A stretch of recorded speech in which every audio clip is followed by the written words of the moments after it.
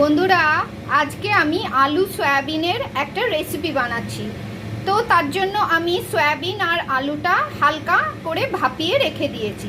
এইবার তেল বসিয়ে দিয়েছি, দিয়ে দিচ্ছি গরম মশলা আর জায়ফল হাফ ডাস্ট করা, দিয়ে দিচ্ছি তেজপাতা, শুকনো লঙ্কা,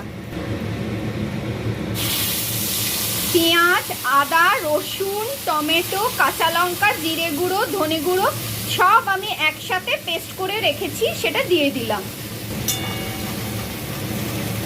দিচ্ছি নুন, চিনি।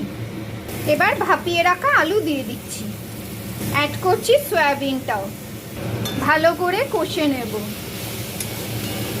দিয়ে দিচ্ছি জল, এবার দিচ্ছি গরম মশলা গুঁড়ো। এইবার যেটা অ্যাড করব সেটা হচ্ছে দুধ, দিচ্ছি কাঁচা লঙ্কা।